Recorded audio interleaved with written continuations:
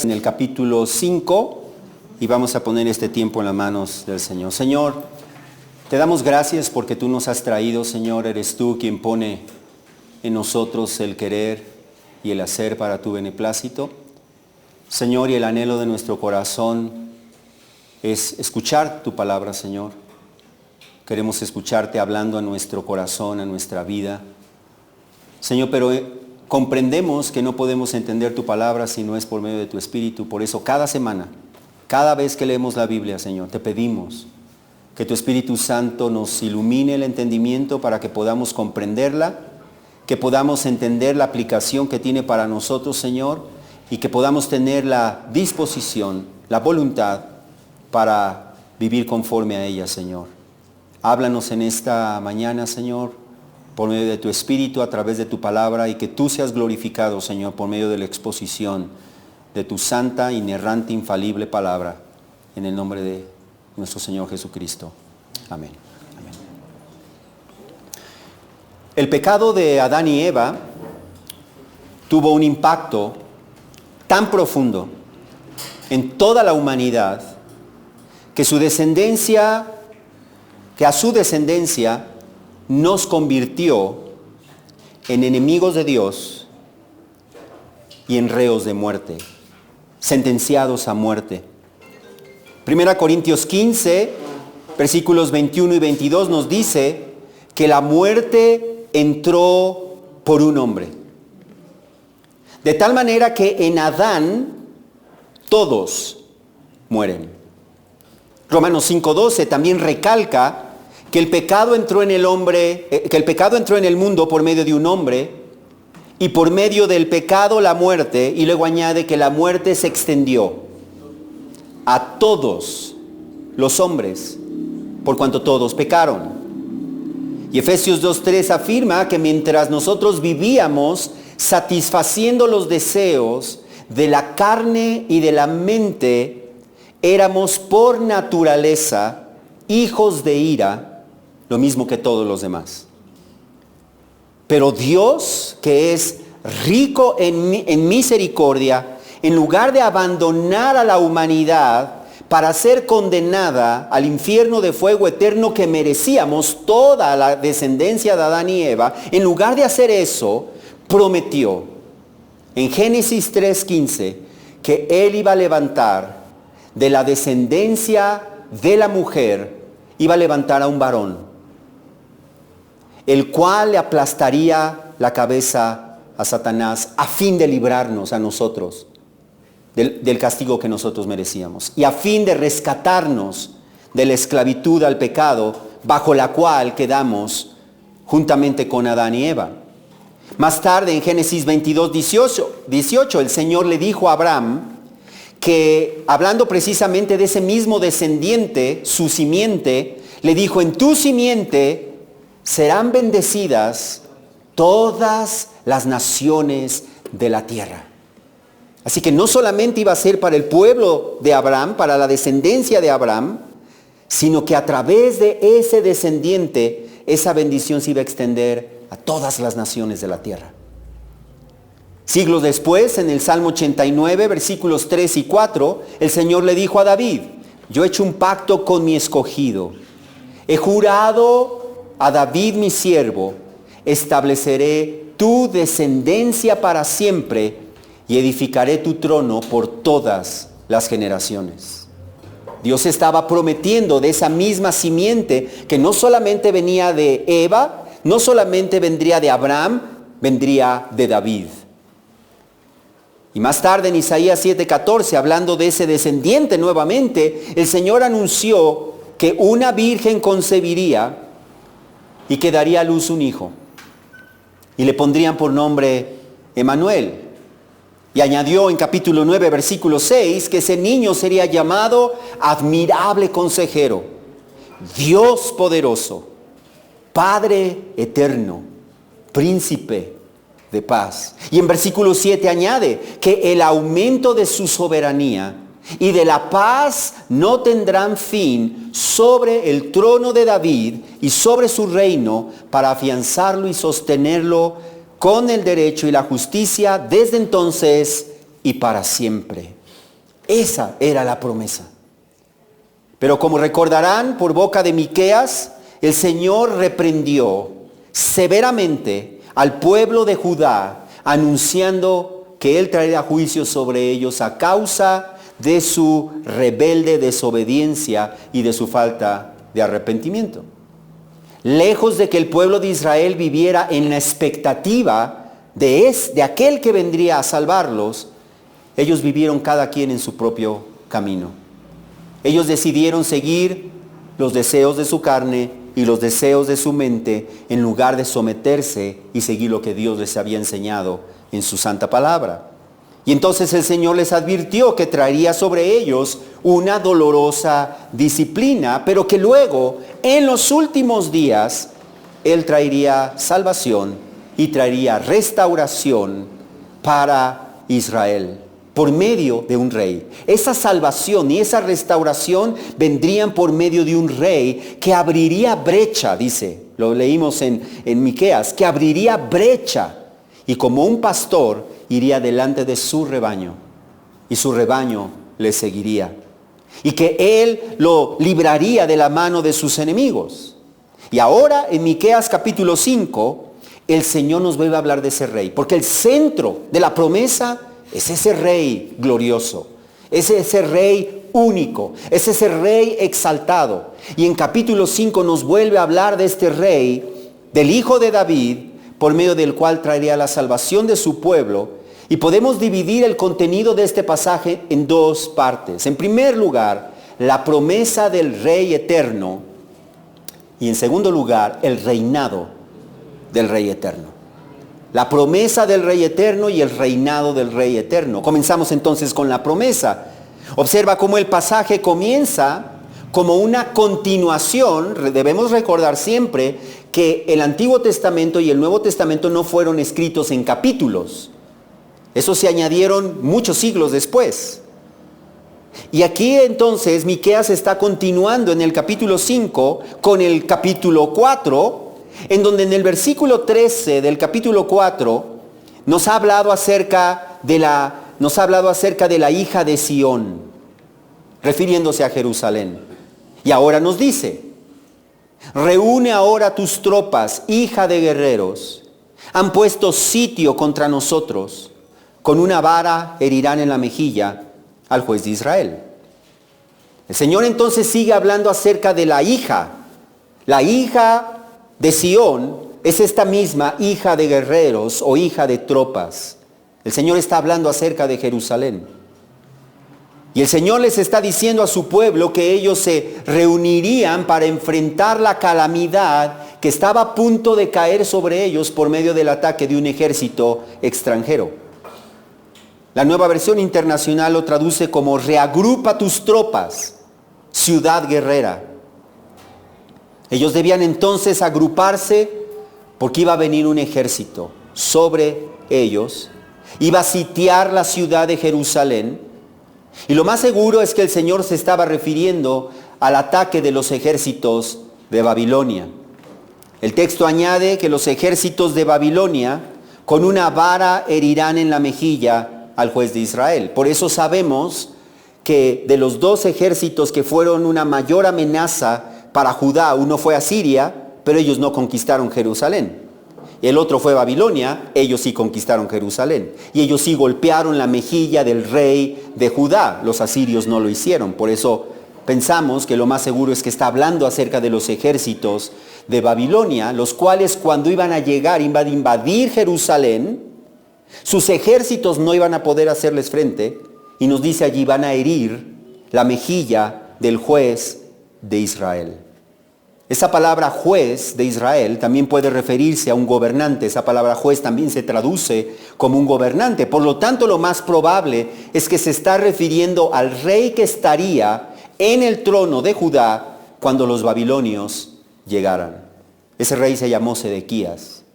Y justo tal como el Señor lo anunció, exactamente así sucedería. Él sería derrotado, él sería humillado y él sería torturado. Y es de lo que está hablando al referirse con esa expresión de que sería golpeado con un palo en la mejilla.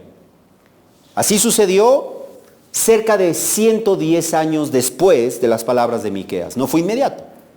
110 años después, en el año 586, llegaron los ejércitos de Babilonia, arrasaron con la ciudad, la sitiaron tal como el Señor había dicho, bajo el mando de Nabucodonosor, sin que los ejércitos de Judá pudieran hacer nada. Los babilonios rompieron brecha en las murallas de Jerusalén. ¿Y qué hizo el rey Sedequías? Salió huyendo. ¿Sí?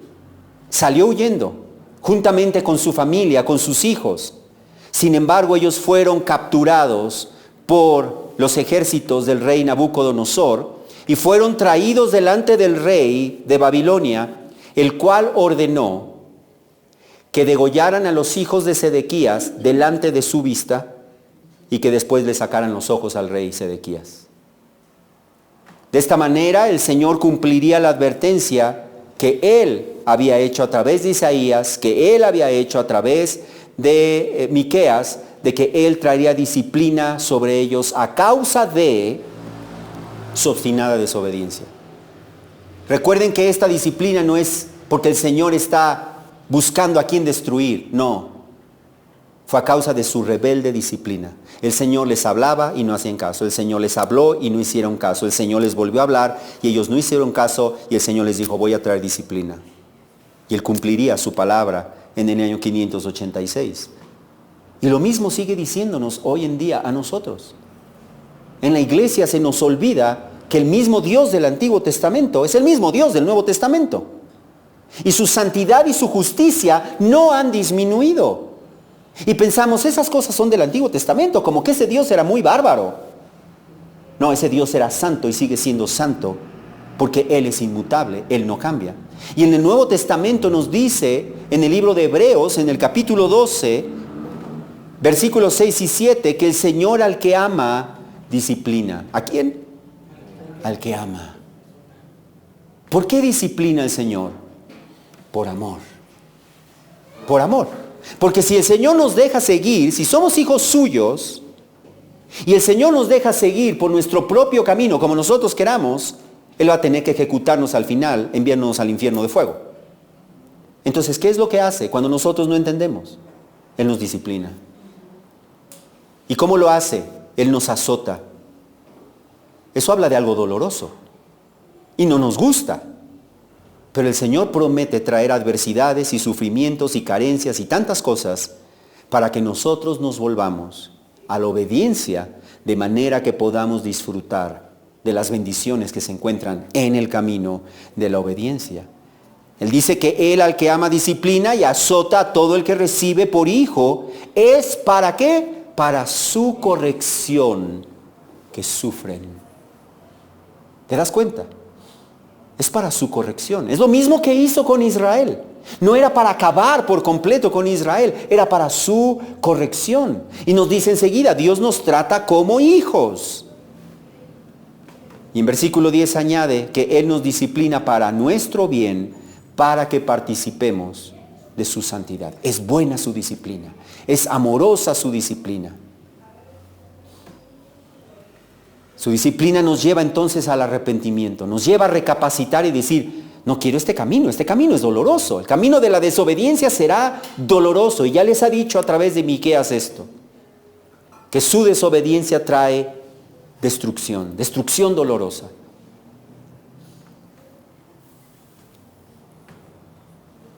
Y entonces Él los iba a azotar, pero luego Él mismo los iba a salvar. Y Él mismo iba a vendar sus heridas. Él mismo los iba a sanar. ¿Cómo lo iba a hacer? A través del Rey. ¿Cómo los iba a salvar? A través del Rey, del cual ya nos ha ido hablando. A través de Isaías y a través de Miqueas. Observa la promesa del Rey. Después del anuncio de sufrimiento, dice en el versículo 2 de nuestro pasaje, pero tú, aflicción, disciplina, sufrimiento, el Rey de Judá aniquilado, arrasado, humillado, pero tú, Belén Efratá, aunque eres pequeña entre las familias de Judá, de ti me saldrá el que ha de ser gobernante en Israel. Y sus orígenes son desde los tiempos antiguos, desde los días de la eternidad. Notemos que el Señor estaba prometiendo levantar un nuevo gobernante para su pueblo. Al otro dijo que lo iban a golpear en el rostro, que lo iban a humillar, que lo iban a torturar. Dice, pero Él iba a levantar un nuevo gobernante para su pueblo en el futuro. Y este nuevo gobernante no nacería en Jerusalén,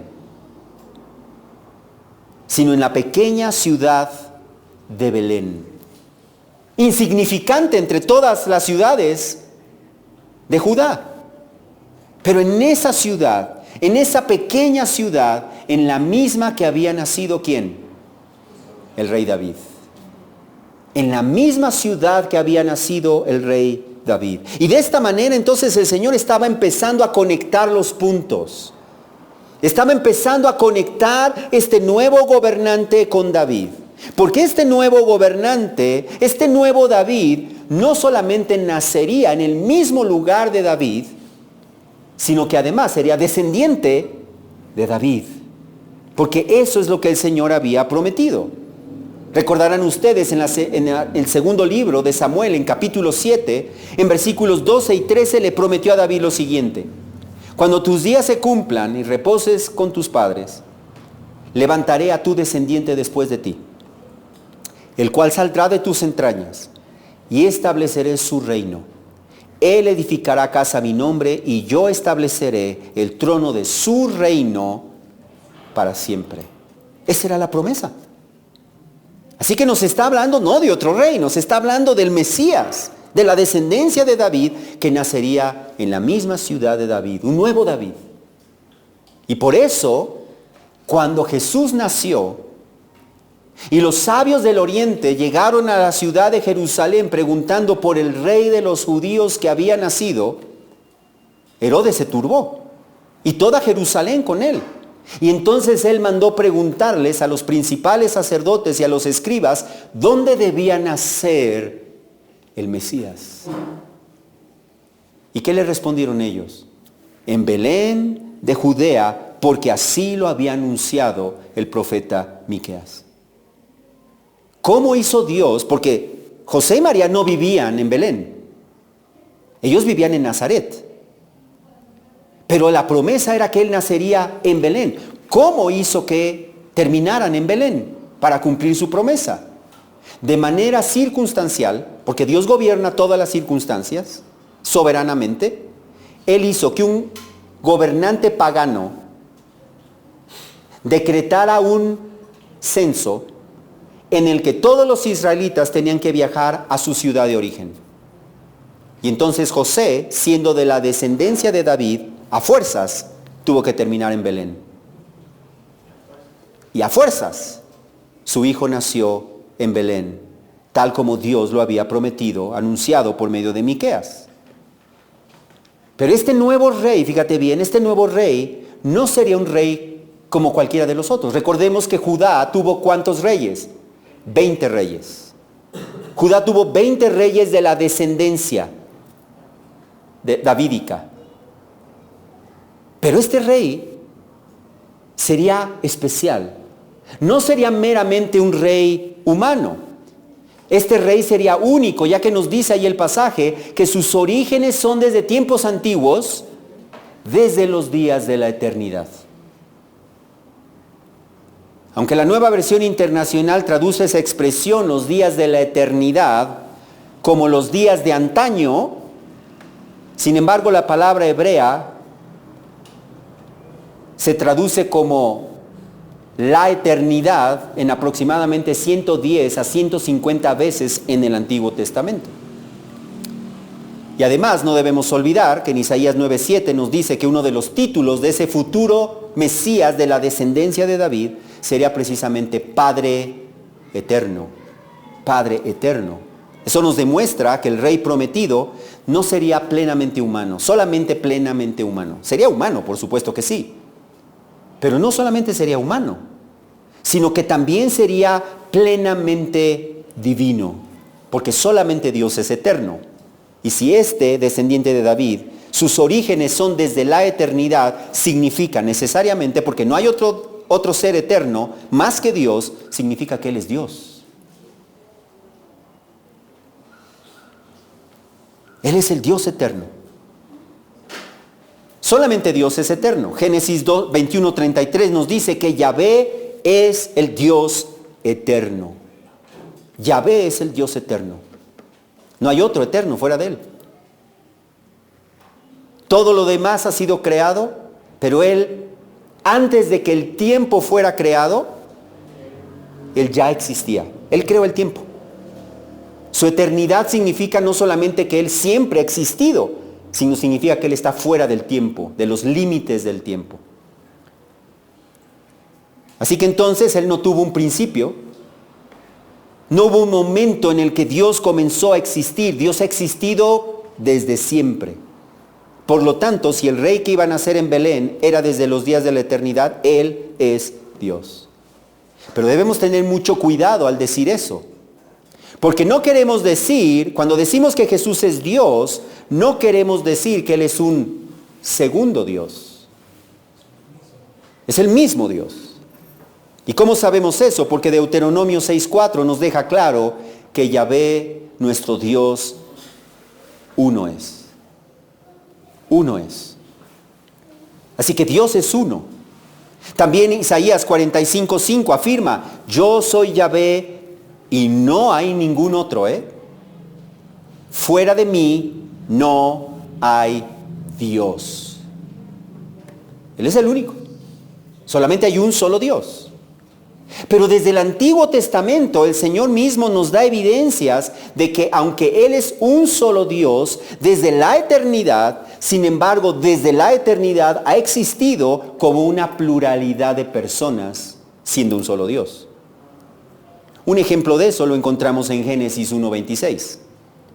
En Génesis 1:26 solamente existe Dios y Dios dice, hagamos al hombre a nuestra imagen, conforme a nuestra semejanza.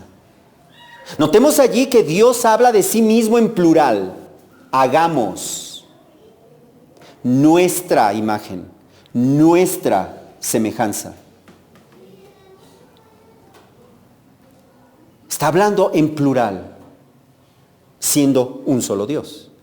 De igual manera, en Isaías 48:16, el Señor que fundó la tierra y extendió los cielos dijo, desde el momento en que sucedió, Dios es el que está hablando, desde el momento en que sucedió, allí estaba yo, y ahora me ha enviado el Señor Yahvé y su Espíritu. ¿Cómo? A ver. Hay tres personas allí. El que está hablando, y que en los pasajes anteriores, en los versículos anteriores te das cuenta, en versículos 12 y 13, te das cuenta que es Dios el que extendió los cielos, Él es el que está hablando, y dice, y ahora me ha enviado el Señor Yahvé y su Espíritu. ¿Cómo resolvemos eso? No podemos decir, es que son tres, cuando en Deuteronomio claramente dice, Yahvé es uno. Entonces Dios nos muestra desde el Antiguo Testamento que es uno solo, pero que en la persona, no en la persona, en la esencia de Dios, Él existe como tres personas distintas. Esto era un misterio.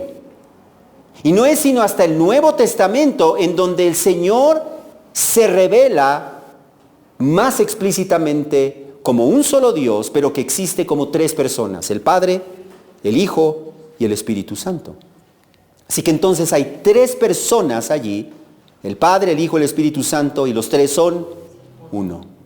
Eso significa entonces lo siguiente, que toda la esencia de Dios, toda la esencia de Yahvé está en el Padre, toda. Dios no está dividido en tres partes, toda la esencia está en el Padre. Toda la esencia de Yahvé está en el Hijo. Toda la esencia de Yahvé está en el Espíritu Santo. De tal manera que el Padre es Yahvé, completamente Yahvé. El Hijo es Yahvé, completamente Yahvé. Y el Espíritu Santo es Yahvé, completamente Yahvé. Eso significa que toda la esencia está en el Padre, toda la esencia está en el Hijo, toda la esencia está en el Espíritu Santo, pero no son tres Yahvé, son un solo Yahvé.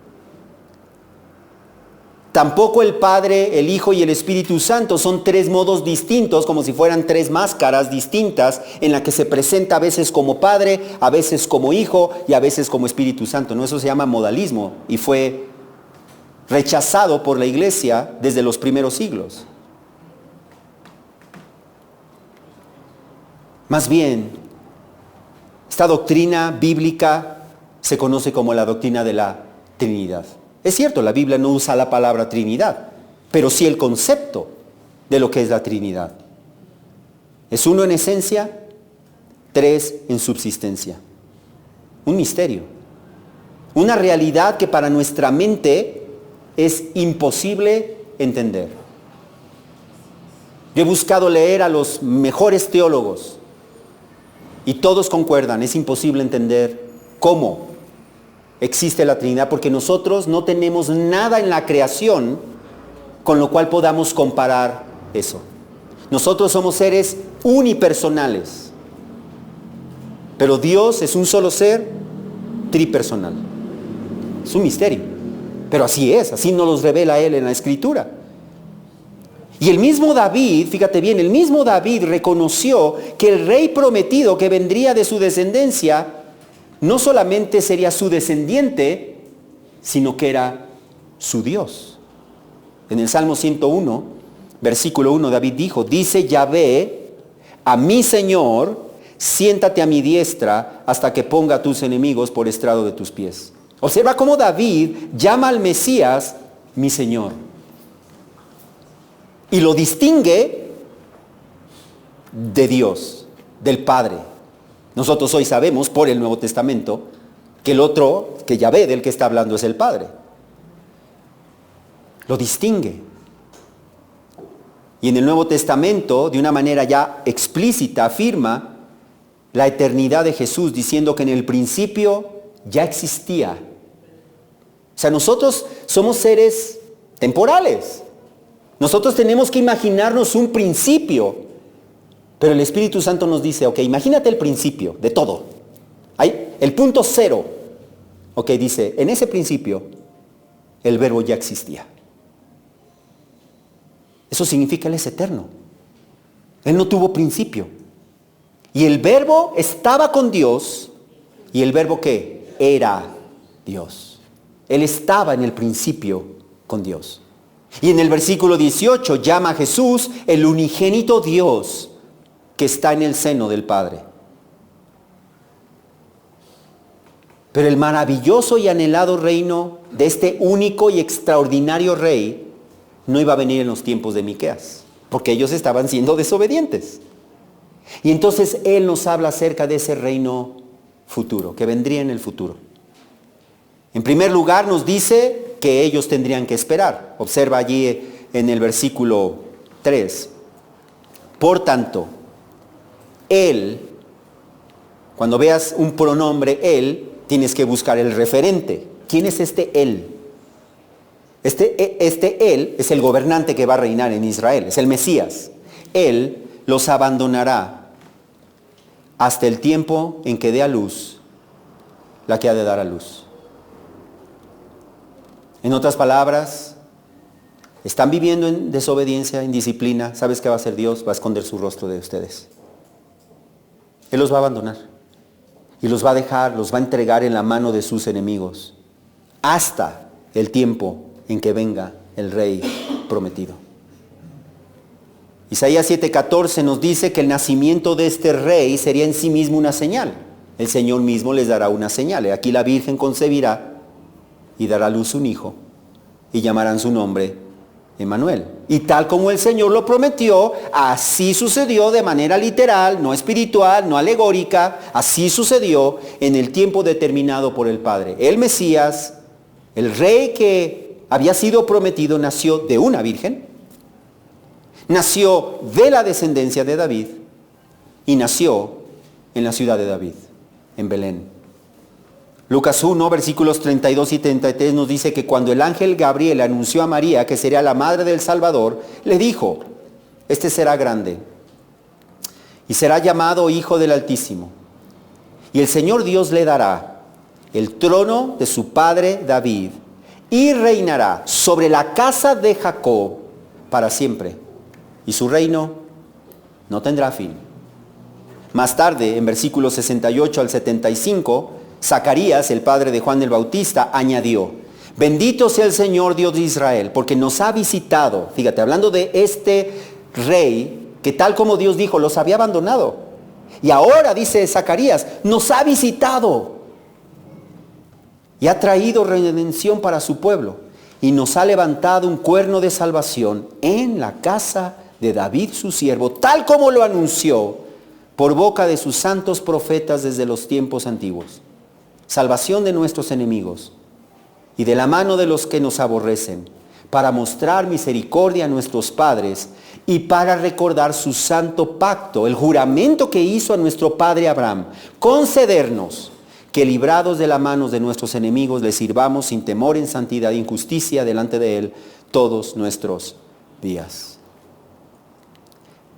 ¿Te imaginas para el pueblo de Israel que estaba esperando al Mesías y de repente el Mesías ya está entre ellos? Y no tienen que imaginarse las cosas de una manera figurada para interpretar el Antiguo Testamento de una manera simbólica, no, tal como lo dijo en sus propias palabras de manera literal. Aquí lo tenemos. Y cuando nació el hijo de David, parecía que entonces por fin Israel descansaría de sus enemigos, que comenzaría el reinado terrenal del Mesías sobre la casa de Jacob y sobre todas las naciones. Pero eso no ocurrió. Eso no ocurrió. El Señor les había prometido en nuestro pasaje, en el versículo 3, la segunda parte: entonces el resto de sus hermanos volverá a los israelitas. ¿Qué está diciendo? Cuando venga este rey, todos los que estaban dispersos, porque serían dispersos por el rey de Babilonia, van a ser traídos, van a ser juntados nuevamente como un remanente. Pero eso no sucedió cuando vino Jesús. ¿Por qué no sucedió? ¿Por qué Israel no fue unificado? El versículo 4 de nuestro pasaje nos explica por qué. Fíjate bien, dice: y él se afirmará.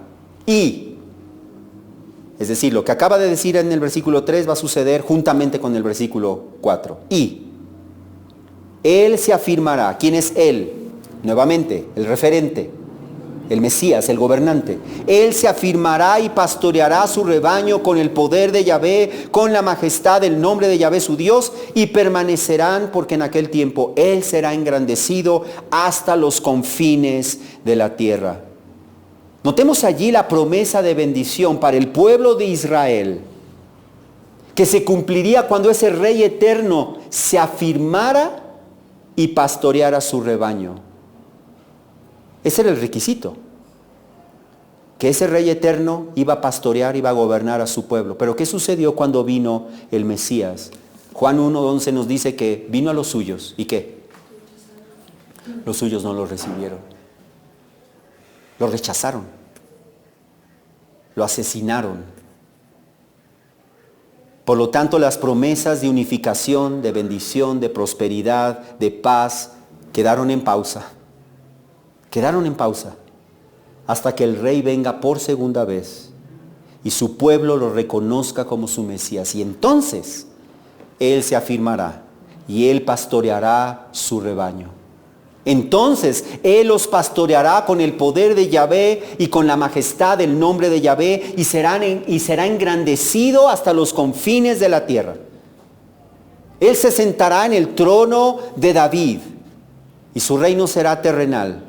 Su reino será mundial y su reino será milenial. Antes, como nos dice Corintios, antes de entregar el reino al Dios y Padre, después de que haya terminado con todo dominio y toda autoridad y poder. Pero ¿cómo será este reino? O sea, nosotros no podemos ni imaginar, pero Él nos va a describir cómo será este reino del Mesías sobre el trono de David. Y número 1 nos dice que será un reino de paz. Él será la paz de su pueblo. Observa el versículo 5. Él será nuestra paz. Él será nuestra paz. Israel no ha disfrutado de paz. La tierra no ha disfrutado de paz. ¿Qué es lo que hacen las naciones? Invertir en armamento, invertir en inteligencia. ¿Por qué? Porque viven con el miedo de ser invadidos por otros. Pero Él es nuestra paz. Cristo es nuestra paz. Isaías 9:7, hablando del reinado del Mesías, promete que el aumento de su soberanía y de la paz no tendrá fin sobre el trono de David y sobre su reino, para afianzarlo y sostenerlo con el derecho y la justicia desde entonces y para siempre. Por lo tanto, hasta que el Mesías, el príncipe de paz, establezca su reinado sobre la tierra, sobre el trono de David, sobre todas las naciones, desde Jerusalén, hasta entonces, por fin, el pueblo de Israel disfrutará de paz, de prosperidad, de bendición, de bienestar. Solo entonces, como nos ha dicho Miqueas en capítulo 4, versículos 3 y 4, las naciones forjarán sus espadas en rejas de arado y sus lanzas en podaderas. No alzará espada nación contra nación, ni se adestrarán más para la guerra. Cada uno se sentará bajo su parra y bajo su higuera, y no habrá quien los atemorice. ¿Hasta cuándo? Hasta que Él reine. Hasta que Él reine. Número 2, Él salvará a Israel de sus enemigos. Él salvará a Israel de sus enemigos. Observa la segunda parte del versículo 5 y el principio del versículo 6. Dice, cuando el asirio invada nuestra tierra y cuando pisotee nuestros palacios, levantaremos contra él 7 pastores y 8 príncipes del pueblo, y ellos pastorearán la tierra de Asiria con espada, la tierra de Nimrod en sus puertas. ¿Qué está diciendo aquí? Observa que menciona a la nación de Asiria cuando nos invadan. Recordemos nosotros que Asiria invadió Judá en el año 701 a.C., pero que no pudo llegar a conquistar la ciudad de Jerusalén. Y entonces Miqueas está describiendo este ataque de Asiria. Ellos estaban cerca y él está dejando claro que era seguro que el asirio invadiría la tierra de Judá y que pisotearía sus palacios. Pero fíjate bien, lejos de que el pueblo de Judá se refugiara en el Señor y confiara en su salvación, ellos idearon su propio plan. Y ellos dijeron, nosotros vamos a levantar 8 pastores y 7 príncipes, y ellos nos van a salvar. Esa expresión 7 y 8, para nosotros dice, ¿de qué está hablando? ¿Por qué 7 pastores y 8 príncipes? Porque esa expresión 7 y 8 era una expresión común entre los hebreos para comunicar la idea de un número total y suficiente.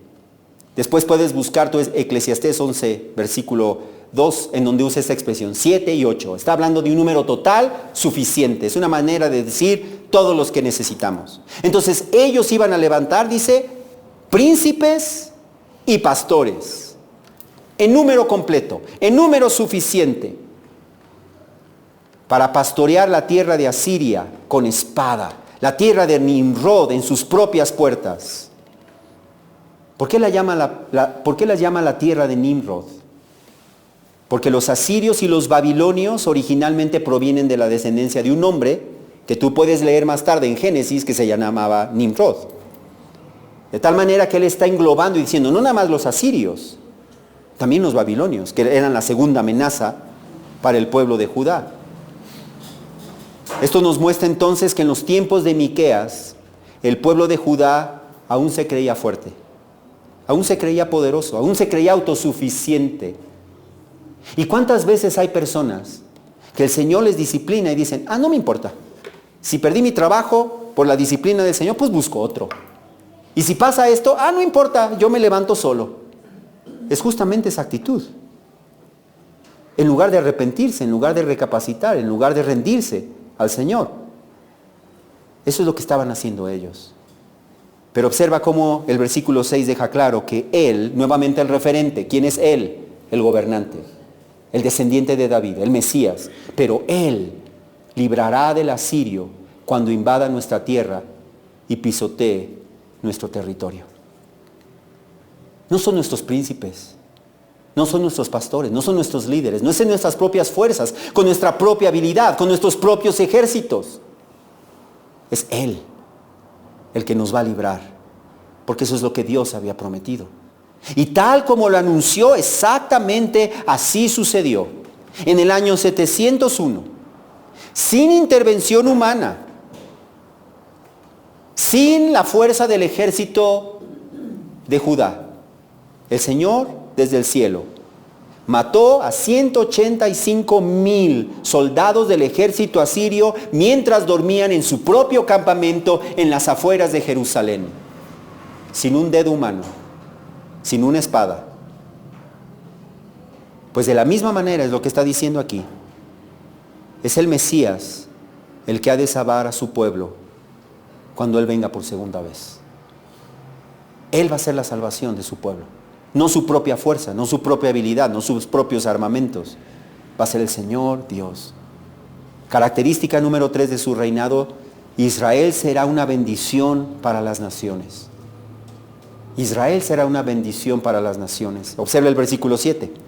Entonces,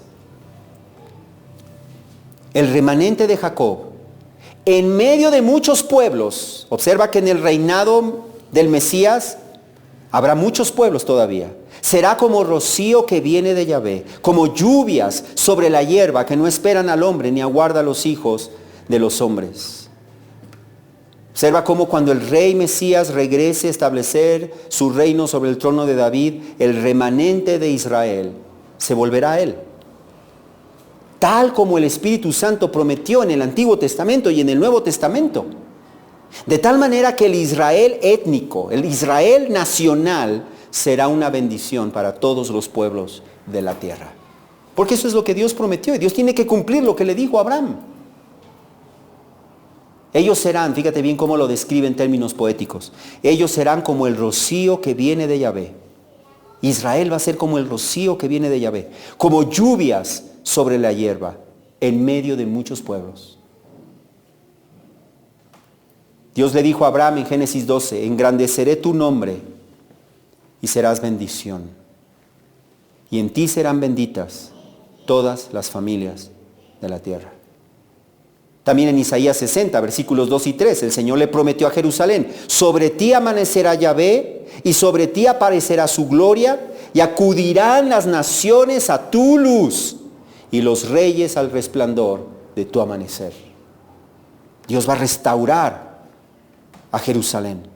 De igual manera, Miqueas 4, versículos 1 y 2 ha dicho: en los últimos días correrán al monte de Yahvé los pueblos, vendrán muchas naciones y dirán: vengan, subamos al monte de Yahvé, a la casa del Dios de Jacob, para que Él nos instruya en sus caminos y nosotros andemos en sus sendas. Porque de Sión saldrá la ley y de Jerusalén la palabra de Yahvé.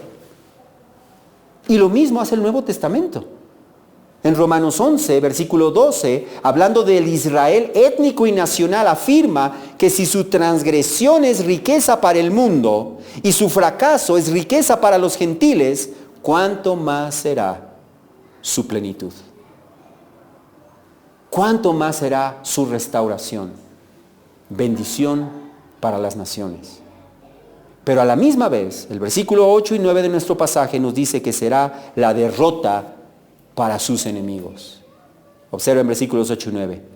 El remanente de Jacob será entre las naciones, en medio de muchos pueblos, como león entre las fieras de la selva, como leoncillo entre los rebaños de ovejas, que si pasa, pisotea y desgarra, no hay quien libre.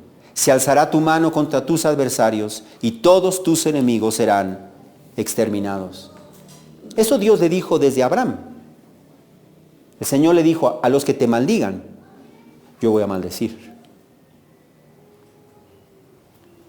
También en Deuteronomio 30, versículo 7, el Señor le dijo a su pueblo que cuando ellos se volvieran de sus malos caminos para obedecer al Señor, Él los hará volver de su cautividad, fíjate bien, y pondrá todas estas maldiciones sobre los enemigos y sobre los aborrecedores que te persiguieron. Es lo que está diciendo a través de Miqueas. Está diciendo, Israel va a ser como un león entre las fieras de la selva. ¿Quién es el rey de la selva? El león. ¿Sí? Se está diciendo, entre las fieras nadie le va a ganar. No solamente eso, dice, él va a ser como un león entre corderos, entre ovejas. ¿Quién se le va a poner al león? Nadie. Así será cuando venga él a reinar desde Israel sobre las naciones. Será como un leoncillo entre ovejas que si pasa, pisotea y desgarra, no hay quien libre. Así serán las naciones. Todas aquellas naciones que se levanten contra Israel serán destruidas y derrotadas. ¿Nos dirá lo mismo el Nuevo Testamento? Claro que sí. Apocalipsis capítulo 20 nos dice, en versículos 7 a 9, nos dice que al final del milenio, Satanás será soltado de su prisión y saldrá a engañar a las naciones que están en los cuatro extremos de la tierra, a Gog y a Magog, a fin de reunirlas para la batalla. El número de ellas es como la arena del mar. Está hablando de cantidad. Y subieron sobre la anchura de la tierra y rodearon el campamento de los santos y la ciudad amada. Pero descendió fuego del cielo y los devoró. Como un leoncillo entre ovejas, que despedaza, que pisotea y que nadie puede ofrecerle resistencia. Exactamente así sucederá. Número 5, el Señor purificará a Israel. Es muy padre decir que el Señor nos bendiga, pero al Señor a quien bendice también purifica. Y el Señor iba a purificar a su pueblo. Número 1, de sus falsas fuentes de seguridad. Observen versículos 10 y 11. Y sucederá en aquel día, declara Yahvé, que exterminaré tus caballos de en medio de ti. También destruiré tus carros. Exterminaré además las ciudades de tu tierra y derribaré todas tus fortalezas. Entonces, eso no parece como muy bueno. Tus caballos, tus carros, tus ciudades. ¿Por qué está diciendo eso? Porque el Señor ya había dicho en Deuteronomio 17:16 que el rey no tendrá, su rey no tendrá muchos caballos, ni hará que el pueblo vuelva a Egipto para tener muchos caballos. ¿Por qué Dios le ordenó a los reyes de Israel que no tuvieran muchos caballos? Exactamente, porque la fuerza de un ejército se medía por sus caballos y sus carros. Sus caballos y sus carros es como hoy en día una nación que tiene misiles, que tiene submarinos, que tiene bombarderos, aviones, tanques. Esa es su seguridad. Pues así eran en los tiempos del Antiguo Testamento sus caballos y sus carros. Y entonces el Señor dice, tú no vas a tener caballos, multitud de caballos y carros, porque tu seguridad voy a ser yo. Tu protección voy a ser yo. Salmo 27 nos confirma esto que estoy diciendo, porque dice, algunos confían en carros, otros en caballos, pero nosotros en el nombre de Yahvé nuestro Dios confiaremos.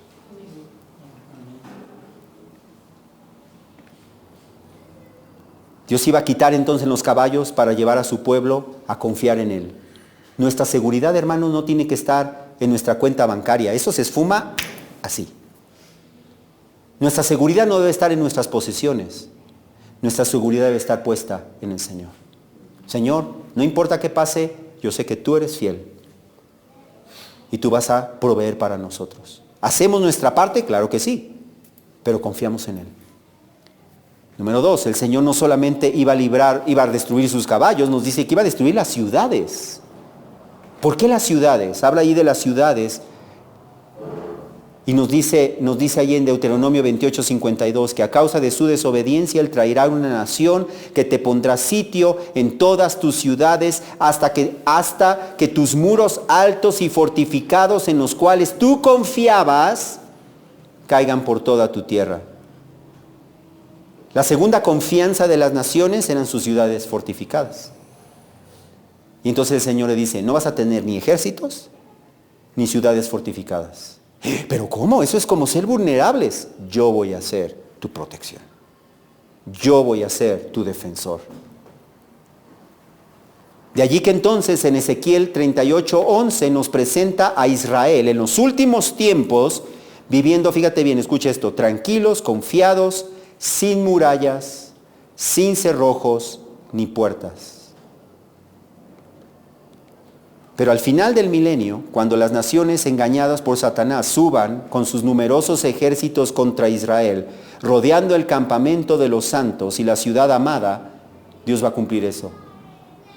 Oye, ¿te imaginas? Sin cerrojos durante el milenio, sin murallas, sin... No, pues son blanco fácil. Cuando suban todas las naciones como si fueran saltamontes, ¿cómo se van a defender?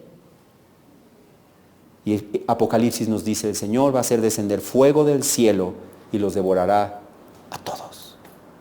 Porque Él es la seguridad de su pueblo. También los va a purificar de sus medios de revelación falsos. Observa el versículo 12. Exterminaré las hechizarías de tu mano y no tendrás más adivinos. Los hechiceros y los adivinos eran los medios que usaban las naciones paganas para consultar a sus dioses y para conocer el futuro y para saber qué debían hacer ellos. Hechiceros y adivinos. Pero Él dice, yo te voy a limpiar de eso. Yo te voy a limpiar de todo eso, porque cuando el Mesías establezca su reinado en su segunda venida sobre Israel, Israel va a abandonar todos los medios falsos para escuchar solamente las palabras del Señor. Porque, como Él mismo prometió, de Sión saldrá la ley y de Jerusalén la palabra del Señor. En ese tiempo, en Deuteronomio 30, versículo 6, nos dice que cuando el pueblo de Israel se vuelva al Señor, Él va a circuncidar su corazón. Y el corazón de sus descendientes para que amen a Yahvé, tu Dios, con todo tu corazón y con toda tu alma, a fin de que vivas. Y el versículo 8 añade, y volverás a escuchar la voz de Yahvé y guardarás todos tus mandamientos que yo te ordeno hoy. Y como resultado de esa obediencia, nos dice en versículo 9, entonces Yahvé tu Dios te hará prosperar abundantemente en toda la obra de tus manos, en el fruto de tu vientre, en el fruto de tu ganado y en el producto de tu tierra, pues el Señor de nuevo se deleitará en ti para bien, tal como se deleitó en tus padres. Finalmente también los libraré de sus ídolos. Versículos 13 y 14, exterminaré tus imágenes talladas, tus pilares sagrados de medio de ti, y ya no te postrarás más ante la obra de tus manos. Arrancaré tus aceras de en medio de ti y destruiré tus ciudades. Observa cómo el Señor iba a purificar a su pueblo. Los va a salvar, pero los va a purificar. ¿Y qué va a suceder con todas las naciones desobedientes? Versículo 15, concluye diciendo el pasaje, con ira y furor tomaré venganza de las naciones que no obedecieron. ¿Escuchaste eso? Todos los desobedientes serán juzgados y sentenciados al lago de fuego a causa de su obstinada rebelión contra el Rey eterno. En cambio, todos los que vivan en el estado eterno vivirán en una obediencia voluntaria y perfecta al Señor por toda la eternidad, disfrutando de su presencia, disfrutando de su bendición en la tierra nueva, con cielos nuevos que el Señor creará. Nosotros no somos judíos, pero Dios planeó a través de la descendencia de la mujer, la descendencia de Abraham, la descendencia de David, levantar a un rey que no solamente bendeciría a Israel, sino que bendeciría a todas las naciones de la tierra. Si tan solo nosotros nos rendimos a ese rey para seguirle, para obedecerle. Si nosotros hacemos eso, disfrutaremos de las bendiciones espirituales de Israel y disfrutaremos en el futuro del reino milenial y del estado eterno en el cual viviremos en su presencia para siempre. Si no lo hacemos, entonces sufriremos el castigo de eterna destrucción, separados de la presencia del Señor y de la gloria de su poder cuando Él venga para ser manifestado con sus santos. Vamos a orar. Padre, te damos gracias. De verdad que eres un Dios extraordinario. Eres el Dios que gobierna la historia. Eres el Dios que determina la historia y que gobierna hasta el más mínimo detalle para armar un perfecto rompecabezas que dé gloria a tu nombre. Un perfecto rompecabezas que da gloria de tu sabiduría. Y Señor, nosotros hoy estamos viviendo bajo la bendición de ese nuevo pacto, bajo esas bendiciones espirituales del nuevo pacto, y un día disfrutaremos juntamente con tu pueblo Israel de las bendiciones de ese reino milenial y de las bendiciones de ese estado eterno para siempre, Señor.